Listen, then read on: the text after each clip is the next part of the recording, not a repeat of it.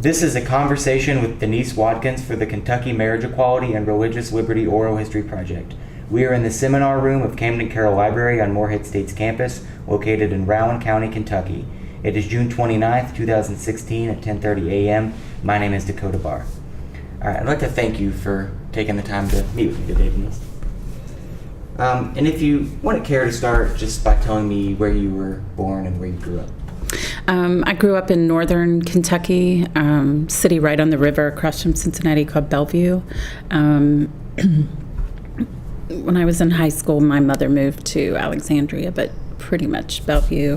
12 years of Catholic school, which is interesting. Yeah, I don't know. What else? Okay. You want me to say about that? Would you consider Moorhead home?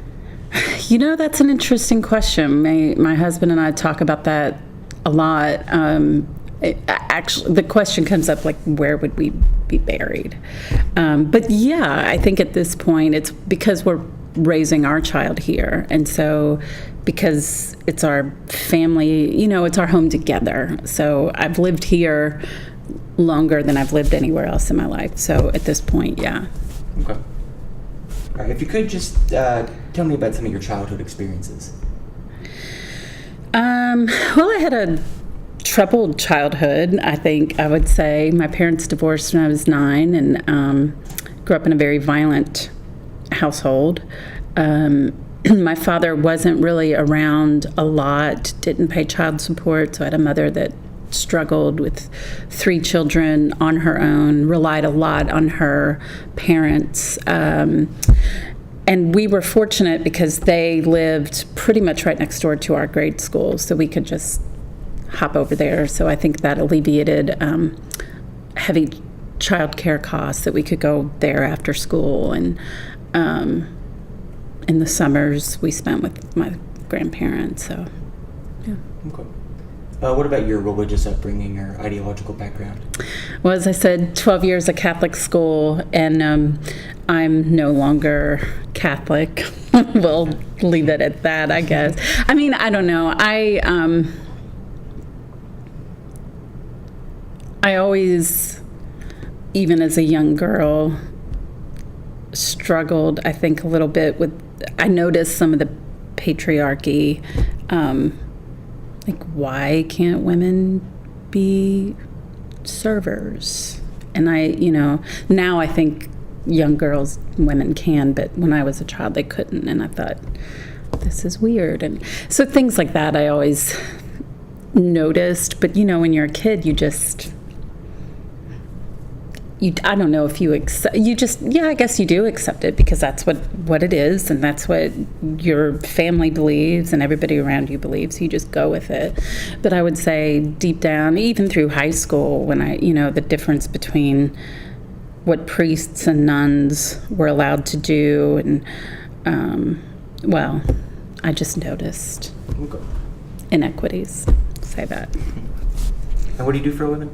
I teach theater here at the university, mainly costume design. Although I should say that I am now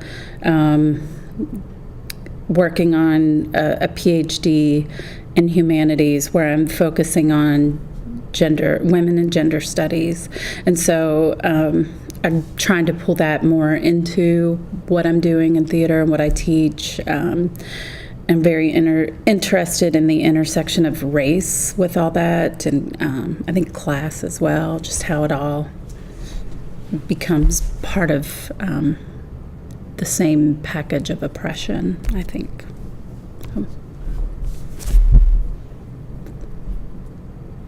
If you don't mind telling me, how did you first become involved in the marriage equality movement? Or did you ever become involved?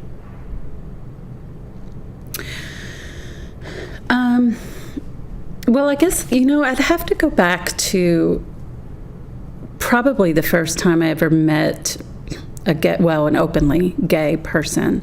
I actually went to school here too, and I was a theater major, and we had to do hours in the various shops, and so I walked into the costume shop, and there were 2 young men, I think they were partners at the time, who were very openly gay, and probably what other people not as familiar with the community might consider flamboyant. Although being in theater and being around the community, like looking back, they probably weren't, but they just, they were making jokes, and they were funny, and kind and silly, and I had never seen that. I'd always heard about gay people, but it was always kind of, I don't know if I thought it was a myth, but I guess I thought of it as like a big city thing, although I grew up basically Cincinnati, Ohio. But I had never, now looking back, it's some people I went to high school with. I'm like, oh yeah, yeah, he was, she was. But at the time, it was just so new to me. And I don't want to say it freaked me out, but it did make me kind of like study them for, from a distance, like, what is all this,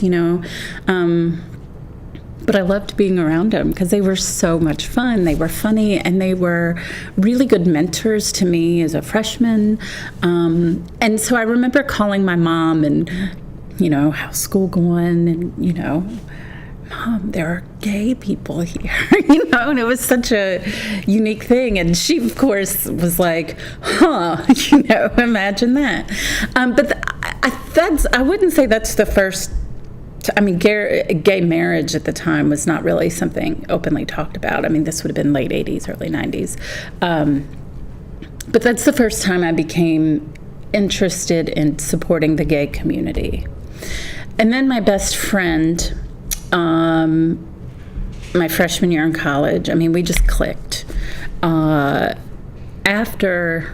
a couple of months of being in college, he came to our small group of friends that he had something to say, and he was so worked up. I didn't know. Was he going to tell us he was dropping out of school, that he had robbed a bank? It was clearly something bad, and he came out to us. And I remember being like, okay. And all of us were. None of us were freaked out by it or anything. And he was very shocked by that. And I was shocked that he was shocked. That was when I first realized people hate people. Hate. Just because they're gay. Never occurred to me before. Even though I never knew gay people, I was always raised by my mother that people are people, and you treat everybody. I came from, I grew up on food stamps, and I don't know how my mom afforded Catholic school. She must have worked something out with that, but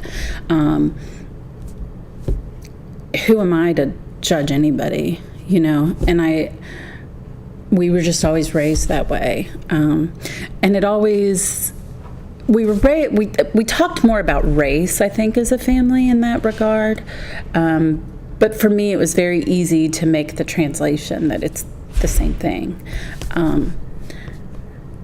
So I wouldn't say, again, the gay marriage movement wasn't really a thing then, at least that I knew about.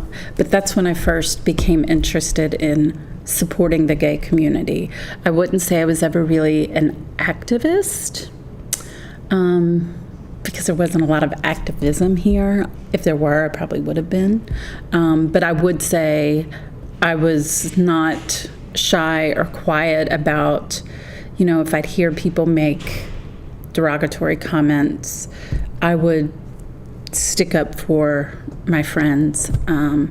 And most of my friends were, and probably still are, members of the LGBTQ community.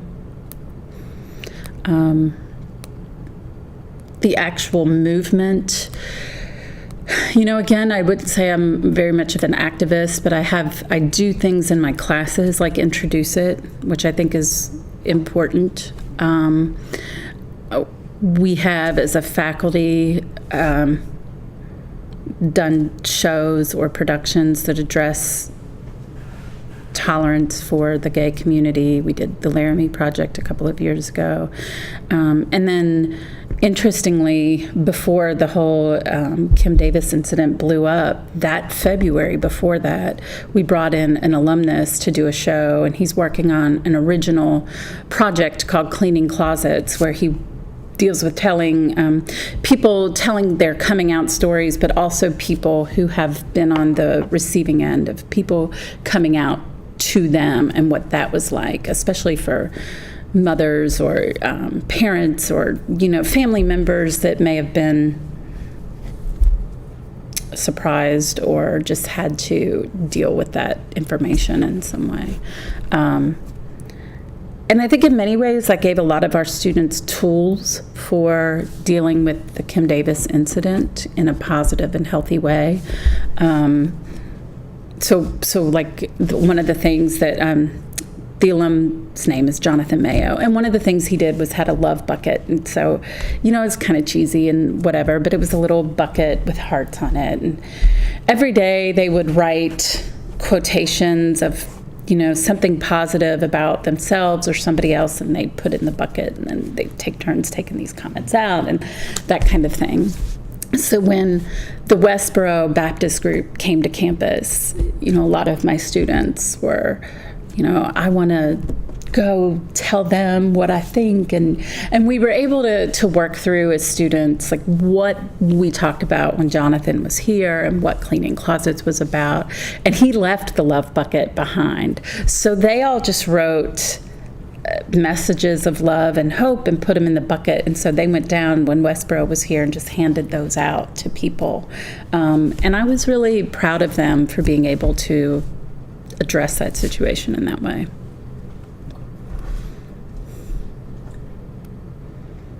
So being an avid supporter of the LGBTQ plus community, how did you react when you first heard the Supreme Court's decision making marriage equality the law of the land? It was exciting, and my very first thought was, I'm living in a very historical moment, and it's an exciting time to be alive. I was excited for my friends. I dreaded it too because I knew some of the wingnuts were going to come out of the wood. I just knew it was going to be. I think a lot of people have had a hard time dealing with the fact that we have a black president, and I think that's brought a lot of wingnuts out. It's not a very lofty word, I know, but and I just knew, and I knew that many of my friends were going to face that, but I felt like at least they finally feel like they have the law on their side, which is significant, and I think it validated them. I don't want to say validated them as human beings, because I don't think they ever felt like less than human beings, but I think it made them and just feel the support of, the law, which could maybe validate you as, having the rights of a human being. Did you ever expect there to be the type of problem that we saw that summer? Yes. I knew there were conversations with her months before the decision came out with, this is a possibility. And, the reply was, I can't do it. And it'll be the law. And, well, I can't do it. Well, we'll just wait and see, Now, did I expect it to become the media circus it was? No. And I think the reason it held on so long, honestly, is because of the Liberty Council, Liberty University, whatever that group is, that, without them, she had no legal support. And I think getting that support made her, she was able to hang on and dig her heels in, and I think she was encouraged to dig her heels in from them. So I was, I knew something would happen. I didn't think it would last as long. what did you think about the movement that sparked because of this issue, the protests on both sides? Well, now this is going to be a long answer, so just settle in, pack a lunch. I have an interesting perspective because my husband is the county attorney, and now I could be wrong on some of the legal, issues at stake here, but from what I remember, in general, his job is to kind of defend county officials when they get sued. But on this one, he couldn't because she was knowingly breaking the law, and so he was in a real pickle. That's where Liberty came in.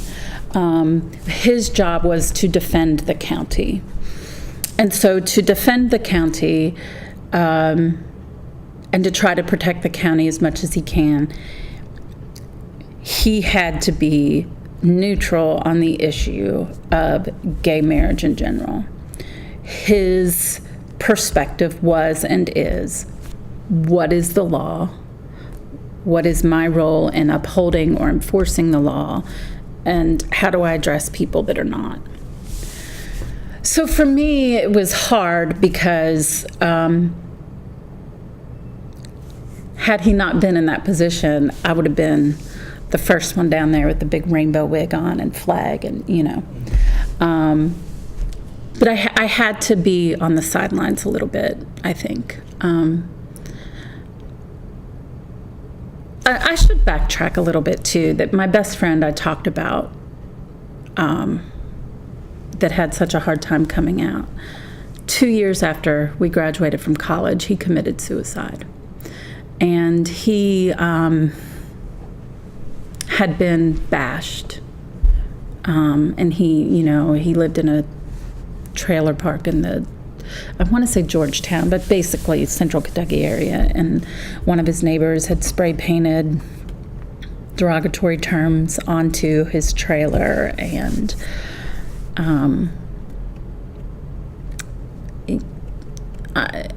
that contributed to his death. I know it did. I wasn't the only factor, but so that it killed me, and I think about him every single day. And I still have his picture in my office, and to lose somebody that I loved so dearly. The only good thing about him dying so young is he took a lot of my secrets to the grave with him. But to lose somebody that I loved so intensely as a friend, and I had never had a friend like that, and that will always stick with me. And I never want to see any person, but especially a gay person, as I use that term generically. When I say that, I mean it inclusive of the whole community, feel like they are so hated that they hate themselves to the point that they don't think they're worth being alive anymore. So I've always thought, if I ever get the opportunity to fight for this group in a public way, I will do that. So it was tough for me to have to be on the sidelines, but I understood why. From what I saw, most of the people in support of the gay community were civil and respectful and kind. And I think a lot of the people on the other side were as well. But the instances of hate that I did see did come from Kim Davis's supporters. For us as a family, it was, I don't think traumatic is too light of a word or too heavy of a word to use. It was a traumatic experience. We had, my husband had death threats. There was one day he actually went home to see his parents. It was Labor Day weekend, but I stayed behind because I had work to do. And I came down the stairs and looked through our front door, and there were cars all in front of my house. And well, you know where I live. It's not a street where people park on the street, you know. So I thought, was one of my neighbors having a big party? And then I remembered the ones that do always party, first of all, have a really big driveway where they don't have people park on the street. But they were out of town that weekend anyway.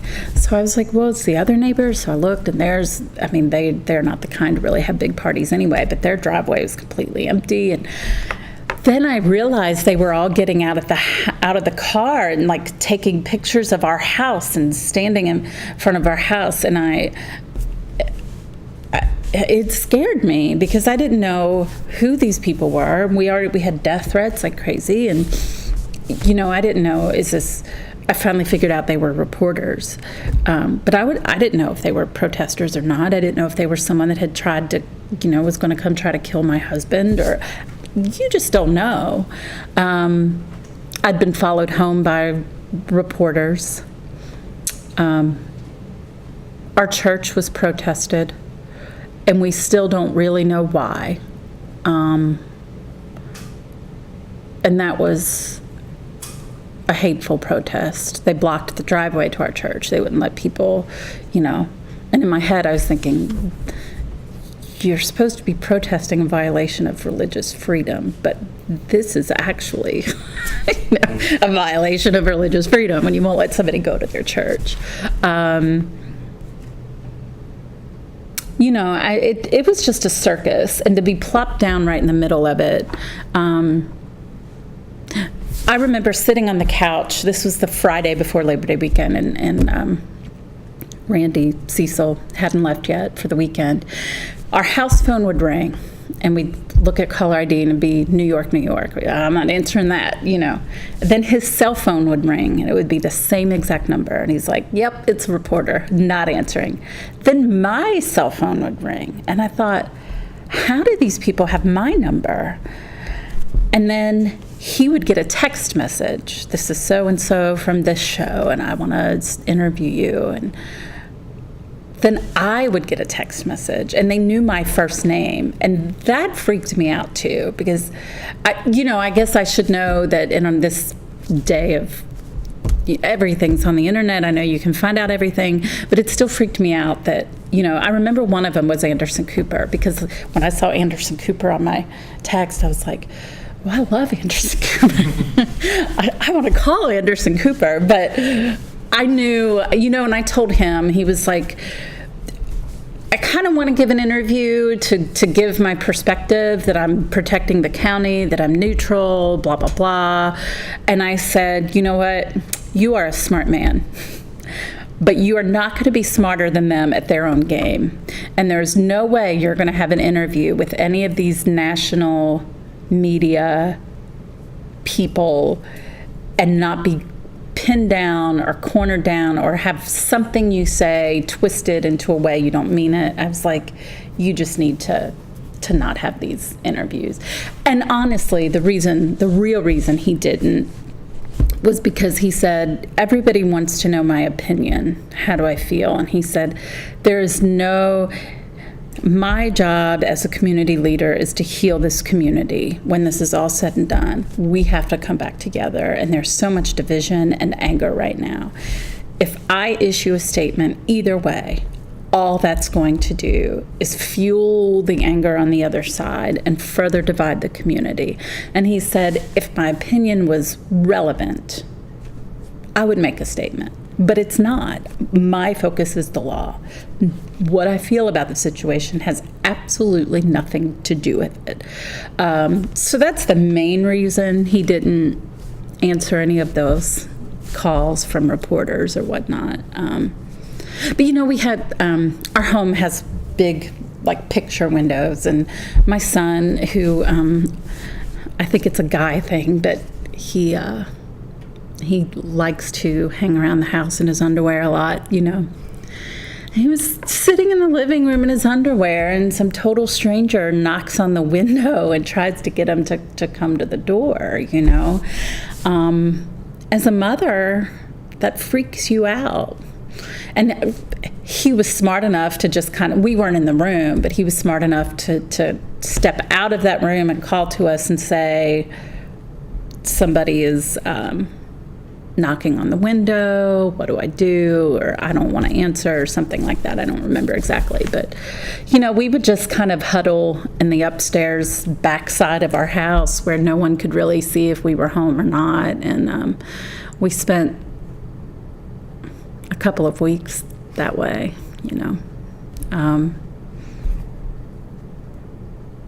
There were, in the courthouse,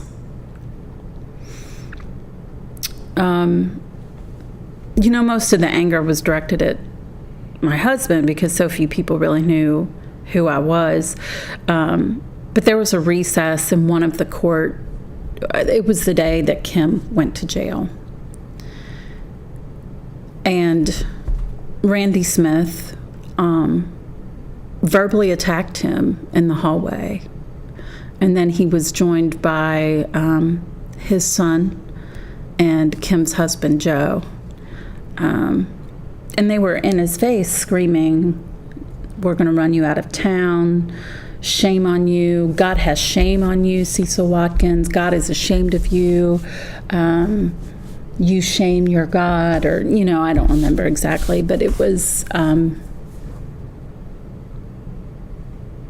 think that bothered me more than him, even though I didn't even see it. He just told me about it later.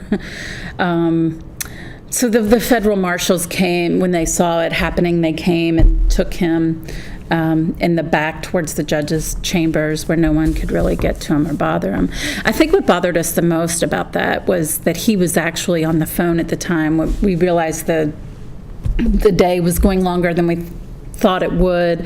We had no one to pick up our son from school, and we were afraid we wouldn't make it back in time. So he was on the phone trying to make arrangements. He's trying to balance that line of work and being a dad, and it was the dad part that they violated. Of course, they had no way of knowing that, but I don't think they would have cared. I think they were just so full of rage and anger, and he was the outlet for it. So the federal marshals took him away, and then right after that, of course, I didn't know it happened, but I was in the courtroom kind of talking to a couple friends, and Joe, her husband, came in and knew who I was, and didn't say anything to me personally, but was saying things about Cecil directed to me. So he would say it loudly enough for me to hear, if that makes sense, and in my direction. And then when I would step away and kind of try to position my back to him, he would get closer and louder. He was trying to intimidate me. He doesn't. And I probably don't want to say on record why, because it would sound very elitist. I will say I don't think he's used to being around women. He's not able to control or intimidate. And it just kind of he made a fool of himself, because there were reporters there. And one even said, and there were reporters from New York Times, heavy outlets there. And some of them are like, "Do you want me to write on this?" And I said no, because I think he was enjoying the publicity, and I didn't really want it. So we just let it be. Now, at the end of that court day, we had to be escorted out by federal marshals because of everything that happened in the room, where they were attacking him and saying things like, "We're going to run you out of this county," can, I guess in one way, be maybe interpreted as, when you run for office again, we're going to come for you. But it could also be interpreted as as a threat, So they escorted us out. We had 2 federal marshals in front of us, 2 behind us, 1 or 2 on either side, and then another guy a little bit ahead in a bike, and they all had bulletproof vests on. And it's frightening it's intense when you're in that situation, walking in this, being huddled by a bulletproof vest, you know. And sure enough, when we got to our parking lot with the car, Joe was hanging out there. And he was just hanging by his car, having a cigarette. He was 2 or 3 spots down from where we were. Now, I believe if the federal marshals weren't there, he would have, at least verbally, accosted us. Now, whether anything physical would have happened, I don't know. But they walked us to our car, and interestingly, one of the reporters that was inside that I knew, she was from a local paper, although I don't want to name her because I don't feel comfortable pulling her into this if she's not comfortable with that. But she was in front of it was a truck, so we didn't see her when we first walked out, but she was on the other side of it, and she had a police officer with her. And God bless her, I know she was just waiting there with that police officer to make sure nothing was going to happen to us because she saw Joe in the parking lot. That frightened me because I did at that point feel like he was waiting for us, you know. And at that point, that day, I felt like the protests had really taken a turn from this peaceful, everybody present their side kind of thing to something more potentially dangerous. And I think it was after that when the protesters came into town from all over, and they had, just appalling signs and posters and pictures on their trucks. And, you know, I remember pictures of people dying with AIDS, and like huge pictures, you know, on sides of big like RVs and campers, and signs that, you know, GAY, got AIDS yet. And my child was seeing this, and that, you know, wasn't even, at that point I wasn't even so much appalled as a gay rights advocate. I was appalled as a mother that my child would see people behaving that way. So there were a lot of, you know, talks with Hayden about just being a good person. How that is not an example of that, you know. You know, there were funny stories too. CNN had called. So my husband's name is Cecil. His dad's name is Cecil. And there was a case going on. It wasn't the Kim Davis case, but going on around the same time. And so there was a Lexington channel that was trying to get a hold of him for a comment about it. And so looked up the number and got his parents home. So called his mom, and, you know, his mom, well, there was a funny story about that where she answered, and they asked to speak with Denise Watkins, and his mom said, well, he can't hear. And the reporter on the other line said, the county attorney can't hear? Oh, well, that's my son. You want my son. You called, you know, his parents. So then she says, well, here, let me give you his cell phone number.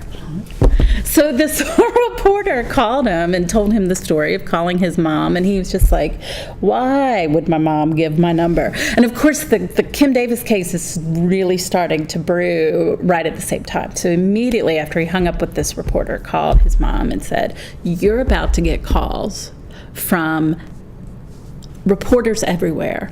Do not give out my cell phone number to these people. And so she did call him one day and say she had a number from a woman at CNN, and that this woman would like him to call her. He said, okay, thanks, Mom. So a couple days later, she called again and said, this woman called again. And, you know, at one point she said, me and Betty from CNN are getting awfully close. You really need to call her, which he never did. But, there were funny stories like that. Just some crazy people that would come to his office. I spent a lot of time in his office at that time. I didn't get a lot of work done here because I was so nervous. I just wanted to be there. Everybody was scared for their lives. It probably even, I'm sure Kim, it was a scary time. So I guess those are my long answer to protesters. I don't know. So as somebody who grew up in a religious household, went to Catholic school, I want to talk to you a little about religious liberty, what that means to you, and whether Kim Davis best represented the cause of religious liberty. I don't think so. A lot of there were funny memes that went around, and I actually got off of Facebook and Twitter as this was brewing because I knew I wouldn't be able to bite my tongue. I just didn't want to see it. I just knew it was coming, and I didn't want to see it. I just didn't want to. But people would show me some funny memes, and I remember my favorite, and the one that really sticks out to me, was the Freddie Mercury meme. Do you know which one I'm talking about? Where he said, didn't actually like fat bottom girls, but still did his job, and of course I cackled at that. But I understand her having these religious convictions. And I respect somebody that wants to stand up for them. But it's separate from your job. And there, along with all these memes, there were, all these things about vegetarians don't work at steakhouses, and on and on and on. And I mean, that's just if your religious convictions keep you from doing something, don't do it. But you can't force that on everybody else. You can't.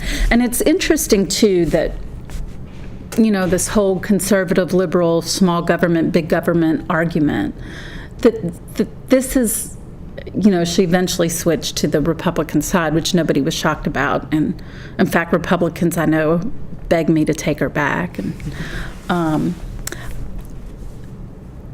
the idea that a small government person would try to use her job in government to force everyone to do what she wanted, and not seeing the contradiction there is astounding to me.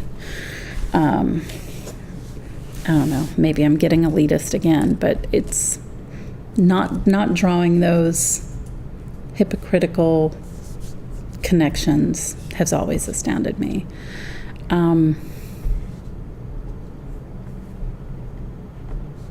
I mean, I would have held a lot of respect for her if she had walked away from the job without putting, those couples to have to go through that just to get married is, and a little off subject, I guess, but I've heard a lot of people say, these couples are only doing it for attention. They could go to another county. They just want the attention. I know some of them. I don't know them well, but I know them enough to know at least two of them are very quiet. One I served on faculty senate with, and that is a body where people are not shy and they speak up and they have a lot to say, and this person very rarely spoke. This is not an attention-seeking person. And another one of the people is painfully shy. Painfully. And these are not people that seek attention. And I have so much admiration for them for going through what they did. And I thought what Kim did was rather cowardly.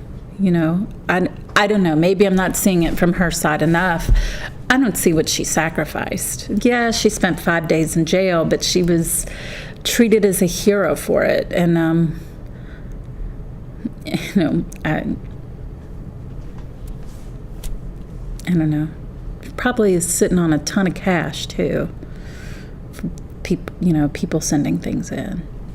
Although I do know, and I think I'm allowed to say this, it's a funny story that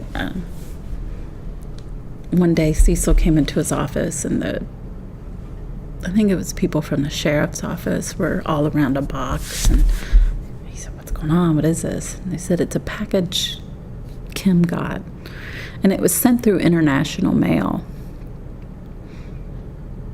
and it was a box of shit, like literally. I don't know if it was human or animal, but through international mail, somebody, so I guess to be, and I'm sure she got tons of hate mail, and, she had her personal life trotted out, which couldn't have been fun. But I kind of feel like she brought it on herself. I'm not interested in slut shaming people or anything like that, but you should. It's the whole throwing stones from glass houses thing. I don't know. I don't think her religious rights were infringed upon.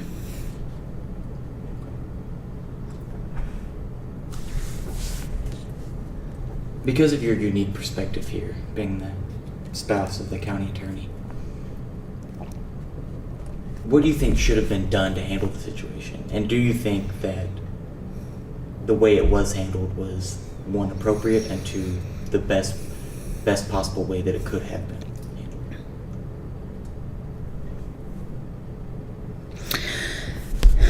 I really don't know, because even though I'm married to him, I don't understand all the legal pathways.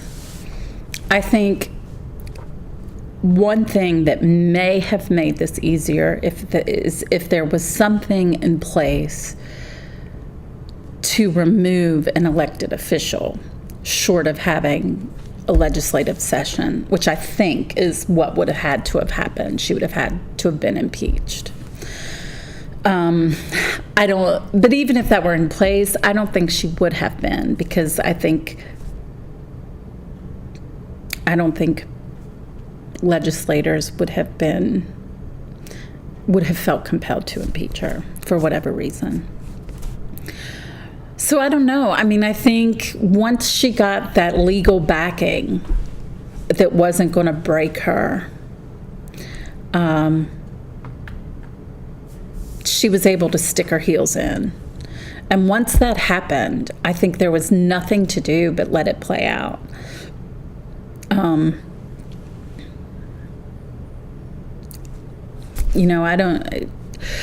It was, I think, hard on Cecil too, because a lot of people on both sides were angry at him. He was really in a no-win situation. There was one group that wanted him to arrest her, and he was like, "But that's not how this works." And he was trying to explain legally he can't just go in and arrest her. And I think people on her side were angry that, well, first of all, he didn't issue a statement supporting her, that as the county attorney, he didn't defend her, even though, again, his job is to defend the county, and it was the county getting sued. And so that's where he's focusing. And so people just didn't understand what his role in it was.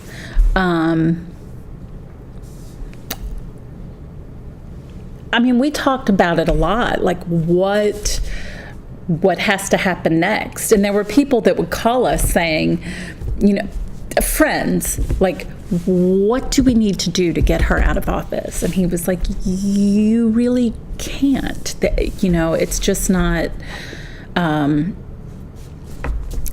there. the path to do that. So I mean, I really don't know what a better solution would have been. I think once she got so far into it, she couldn't back out.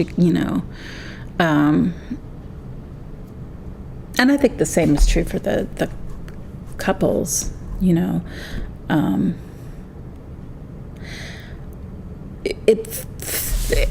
It floored me that it became a no license for anybody thing. That was the part that was just astounding to me, that it wasn't just, and she did that to protect herself because she thought, if nobody's getting licenses, I'm not being discriminatory. But that nobody in the county could get married, this is crazy. And I don't know how else it could have been resolved. It just had to play out, I think. Do you think any side had a victory here? That's a great question.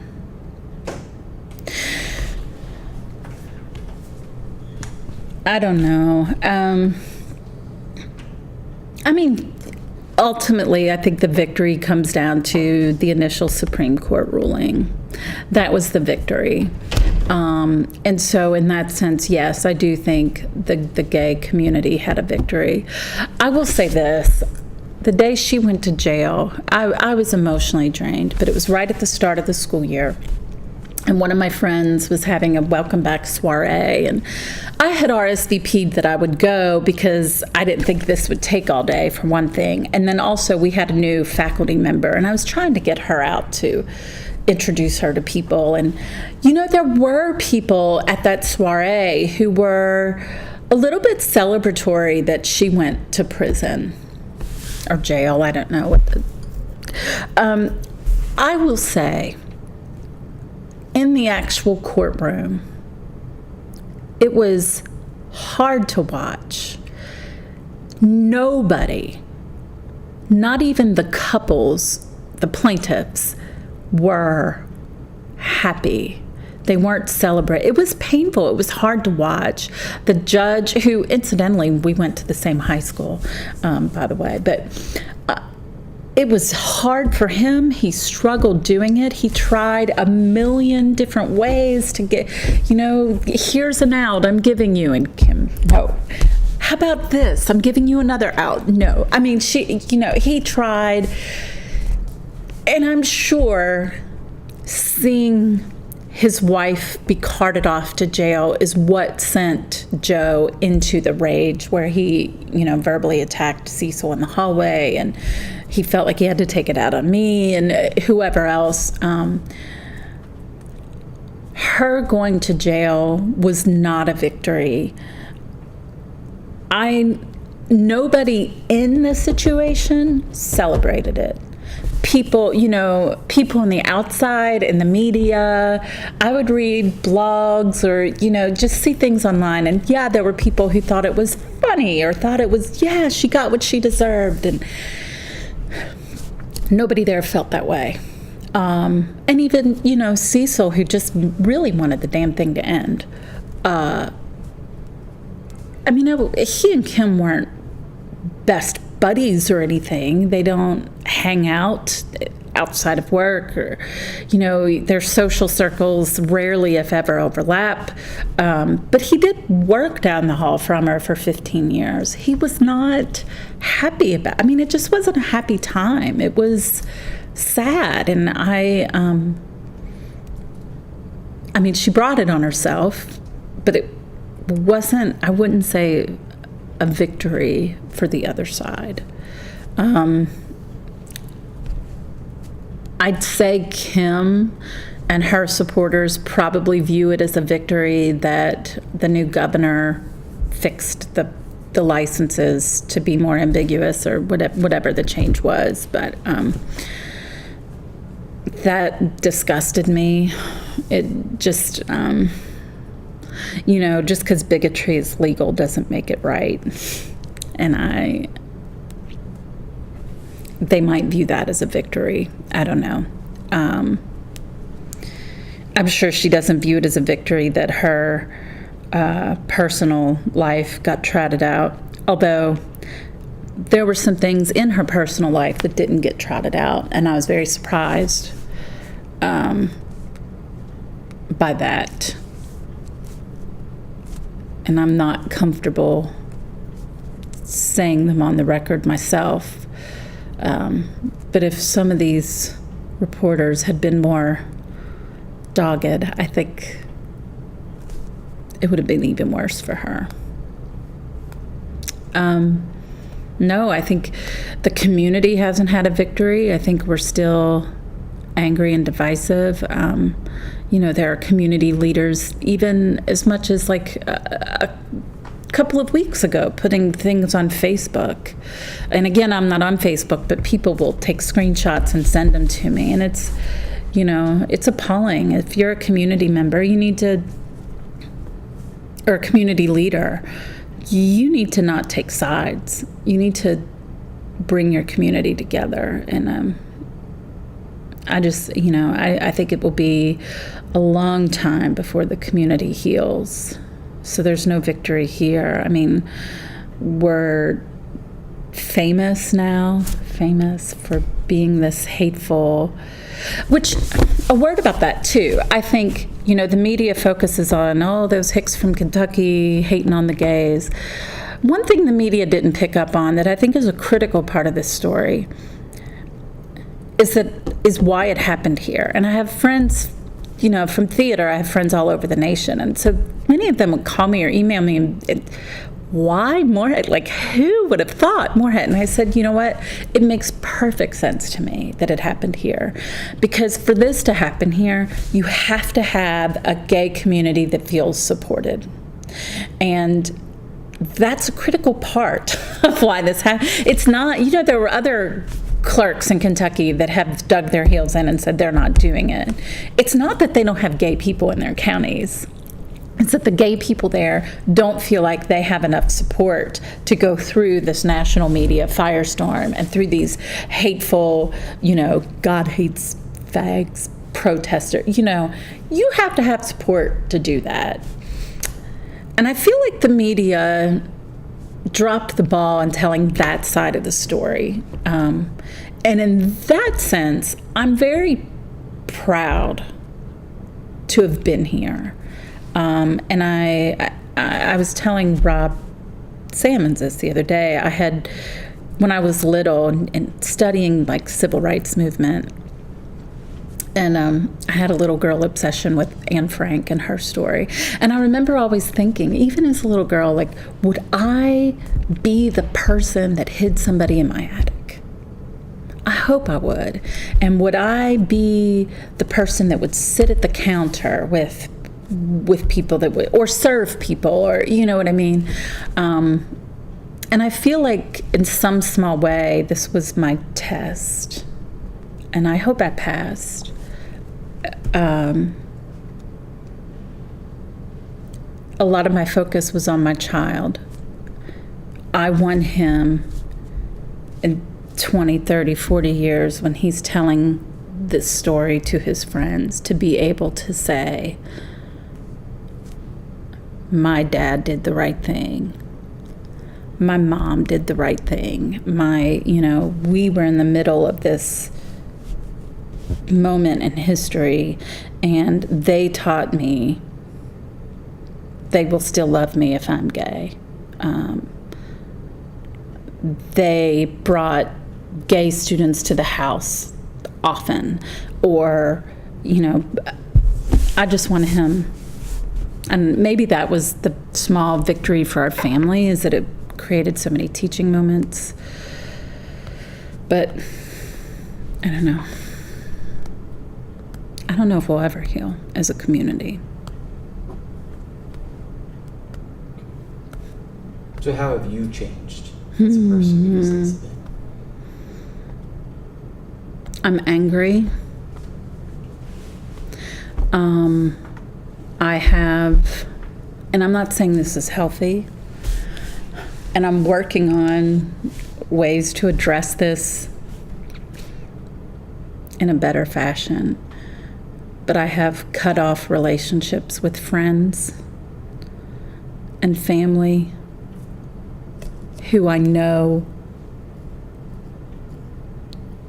Well, I think I could go so far as to say they're flat out homophobic. I have become very, I feel like I've become extreme politically. I always thought I was not mainstream, but just a little, a step to the left of center.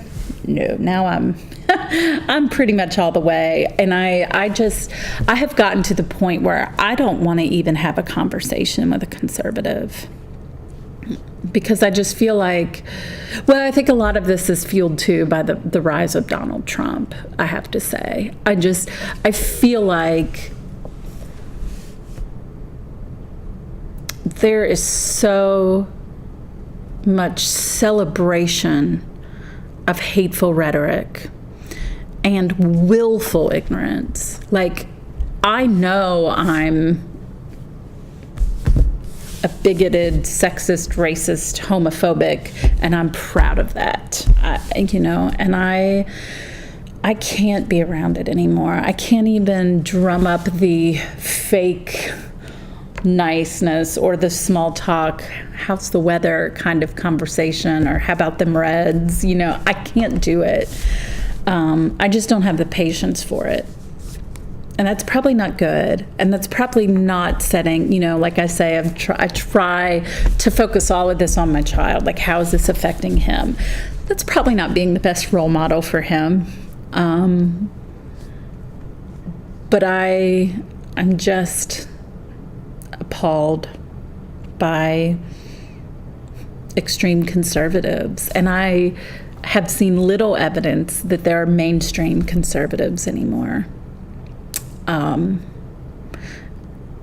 Now, again, I don't know if that's all the Kim Davis situation, if it's, I think it's a combination of many things, but that's how it's changed me mostly. It's made me really, I probably have 10 people in my life I really, really trust now. I am very, I have my guard up all the time. I feel like everything I do or say, when you have a reporter following you home from Kroger, it makes you paranoid, to an extent, even though it was a year ago. And I don't trust anybody. I have a few people that I know I can rely on, and I know I can say something and that it won't be leaked to the press, or that they're not going to give my phone number to Anderson Cooper, or, I would say those are the two ways it has changed me the most. Not good ways, has it? But my last real question for you is, as somebody who's always supported the LGBT community, do you think that getting licenses was the end game, or do you think that this is a battle that we're going to continue to fight? Well, I think it's a major step. And I think that, years from now, when scholars are looking back, my guess is that they would trace the fight, honestly, to the AIDS epidemic, HIV/AIDS, because that's when I think we really started to see people cut off legally from their life partners. So I think that was probably the impetus for the next step in the fight, was how do we get protections for these couples that straight couples have.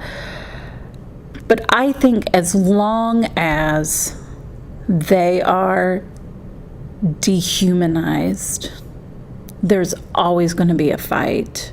And we were talking about the new lawsuit with the guy that wanted to marry some kind of electronic machine, and the young woman that wanted to marry a bird. And it's just dehumanizing that group of people. They will fight that for a long. I think, we're seeing it now, maybe directed more towards transgender, with the whole bathroom fights. And, I can kind of see how it can be difficult for a mainstream person to wrap their head around the transgender. It's a unique thing. But they're humans, and that's the part that's missing. They're dehumanized, people of that community. And as long as they're dehumanized, and I think that's still true, people that say, well, we have a black president now, there's no more racism. There is still so much dehumanization for the African American community. There's so much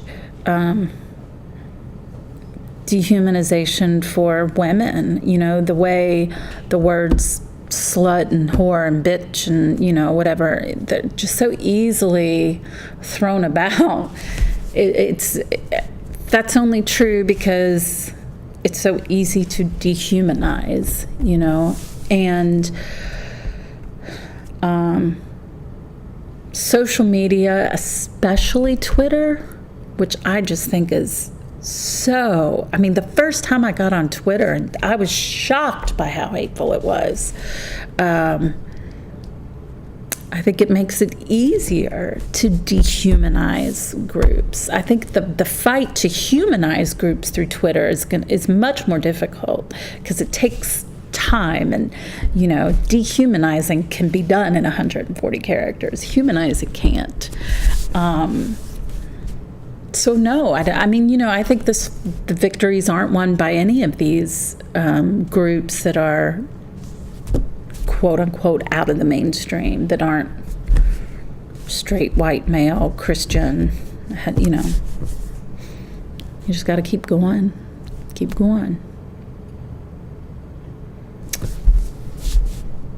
How do you plan to continue to fight for equality?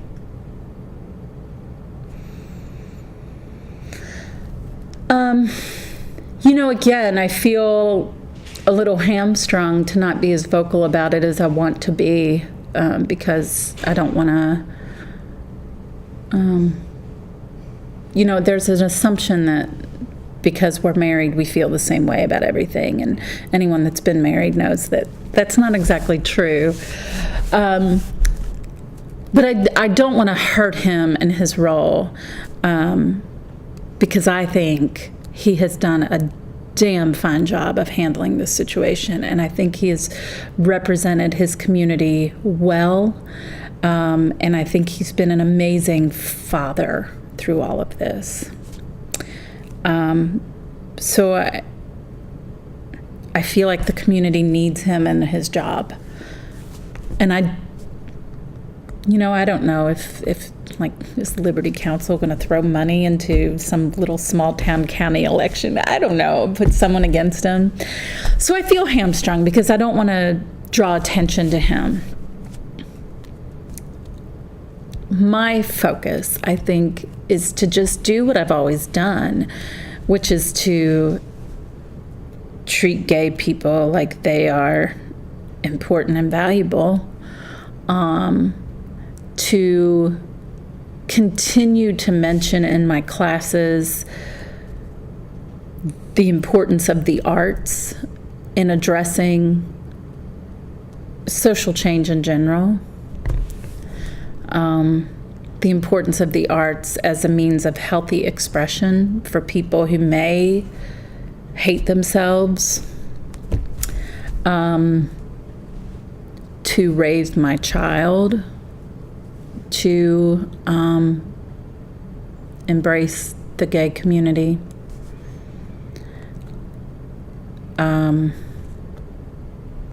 If I'm called upon to partake in some sort of event, I may do that depending on what it is. And, I do theater, but I'm a backstage girl. You know what I mean? So I'm not an attention seeker. But I will tell you, I will go to bat for any of my students. There isn't one of my students, no matter how much they drive me nuts, that I will not support in any way that I can.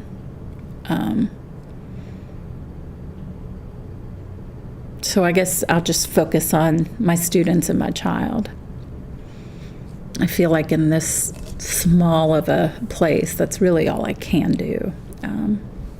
I don't know. I mean, if somebody asks me to do something, I would have to see what it was, but I would consider it. All right. Well, do you have anything else to add to this? Any concerns you'd like to express? I don't think so. Okay. Well, thank you again for doing the interview. Thanks for asking me.